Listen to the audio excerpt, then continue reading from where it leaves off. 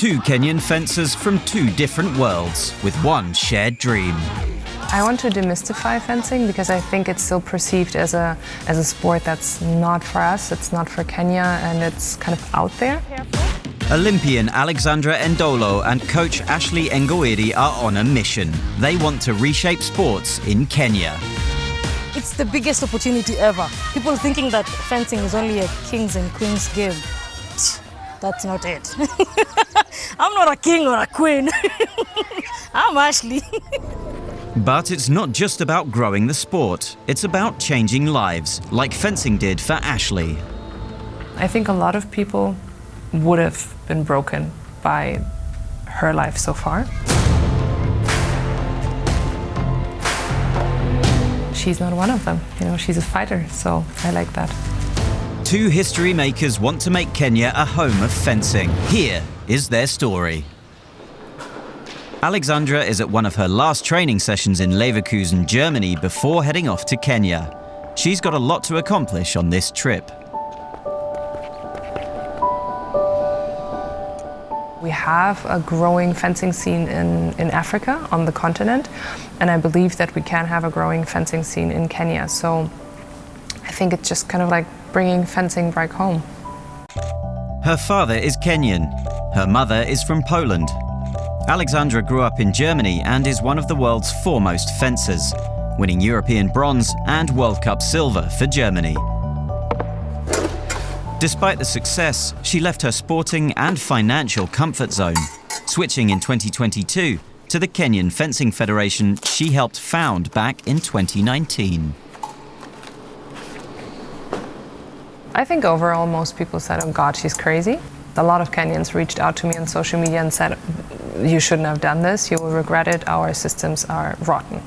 But I still don't regret it. I think if you have the energy and you have the skill set and you know that you can even bring a little change, then do it. She wants to change Kenya's sporting world, be a role model, and help establish fencing there. Swapping federations was a leap of faith, but it quickly brought dividends. Alexandra won Kenya's first ever gold medals at the African Championships. She then became the first Kenyan Olympic fencer in Paris. Despite the sporting success, it hasn't been a walk in the park. I haven't been financed for 2 years by the federation at all. At the moment, I can't make a living out of it. And that is really annoying, I would say. And to do all this and still sometimes have to make do in an amateur way is not really nice, especially if you represent a country. But none of these challenges have slowed down the 38-year-old.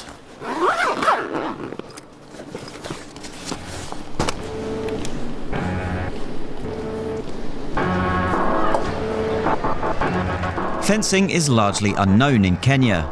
But fencing coach Ashley Ngoiri wants to change that. Life in Huruma, a slum on the outskirts of Nairobi, isn't easy. 25-year-old Ashley's mother suffers from alcoholism, and she was forced to care for herself and two younger sisters from a young age. Sports have long served as an escape. First she played football, then she danced. Finally, in 2017, she found the sport that would change her life. The place where I was dancing, our coach, he wanted to create a Team Kenya fencing, and he asked us who was interested. And since I had seen it in the movie of Jackie Chan, I was quite interested in it, so that's when I joined. Ashley got hooked on fencing, but not everyone shared her excitement. My mom thought I was going to rob and kill people with fencing. Since now I'm using weapons that look like a sword, I'm going to start robbing people in order to get one. Fencing changed everything. Ashley went from a street kid to a star pupil. Through dedicated training, she was awarded a scholarship in South Africa, and in 2023 she became Kenya's first official fencing coach. While her career is progressing nicely, she still had plenty of battles to fight in her personal life.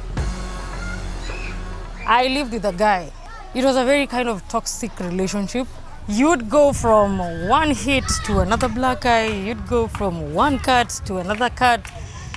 So I At some point, he also broke one of my weapon, and he used to hit me with my mask, telling me what I'm doing. We as Kenyans say, that's just not my problem. We'll talk about it and then you'll go back to your boyfriend and then I'll look like the bad person. Like we had a case of someone recently, a lady who died because of depression. She talked to someone, no one listened to her, and then she just jumped in a well. Yeah, because of her boyfriend. So I'm looking forward to working with a lot of women for fencing to help them to relax at least their minds. Violence against women is a widespread problem in Kenya. There were nearly 700 cases of femicide here from 2016 to 2024.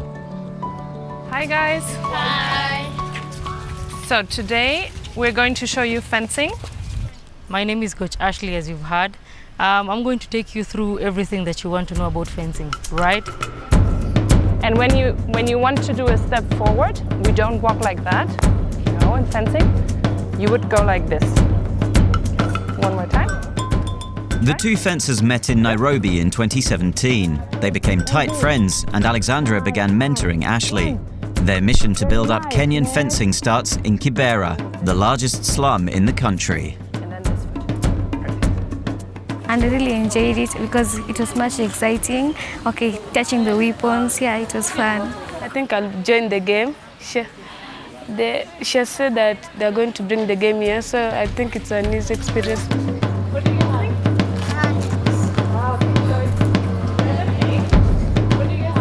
The kids are intrigued. Now it's time to take to the fencing strip for a demonstration.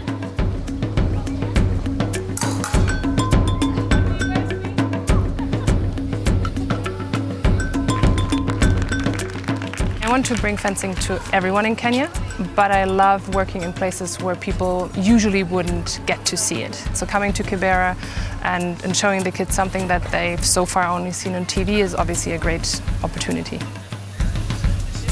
We have the talent, we have the ambition, or let's say, you know, the strive. Like, I think Kenyans have a very strong work ethic. So what's missing right now is the access. But if I can bring the access to the equipment, to the sport, I'm sure that we can have great fencers.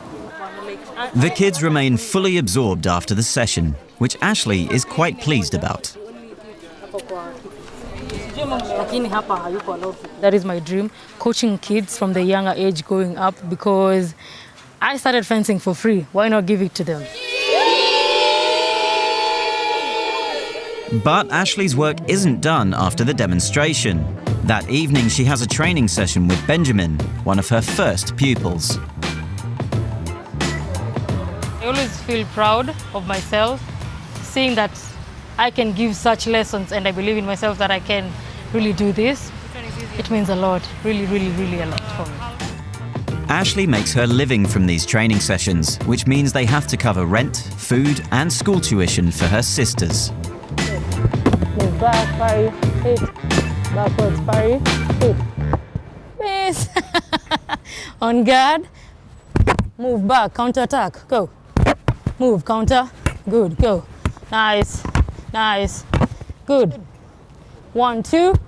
If you wake up in the morning, when you leave your house, you leave the problems in the house. Because when I'm coaching them, at that moment, I'm not thinking about what's happening in my life or what's happening at home. I don't get to think about that.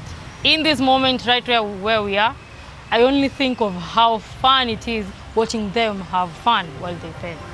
So I take in a lot as they take a lot from me. The next day, it's off to the Karen Country Club, where the duo hope to win over more support for their project.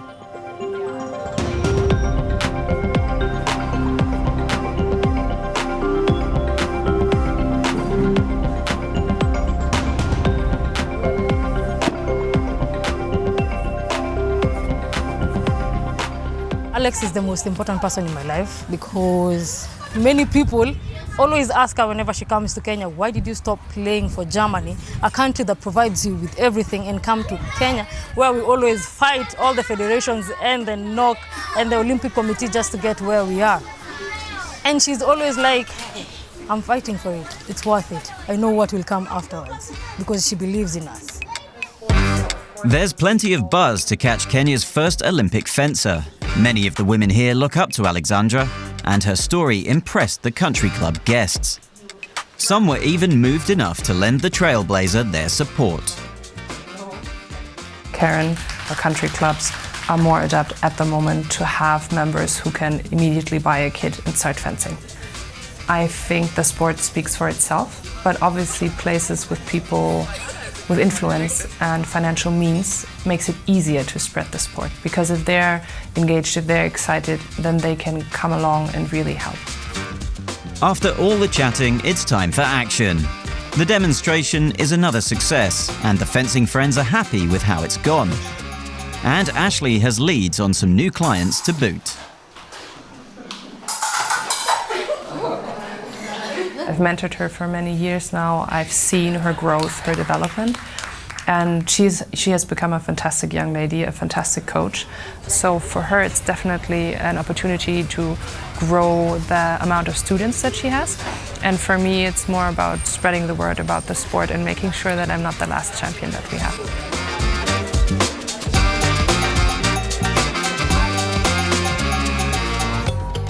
Alexandra closes out her trip with another visit to a community on the outskirts of Nairobi.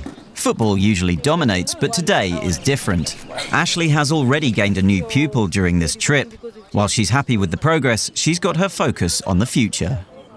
I want to work hard, be a coach. I believe it's my job and it's my duty to produce Olympians. Not that just say people to say, oh, Ashley, we know Ashley, she was a coach. I don't want to be she was. I want to be she is the Olympian coach. Yeah.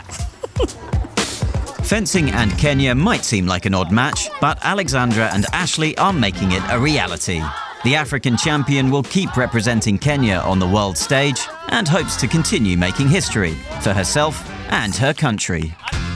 I want to go to the next Olympics because at these Olympics I had one match and that was amazing, but it wasn't enough. So yeah, I want to just see how much more I can achieve.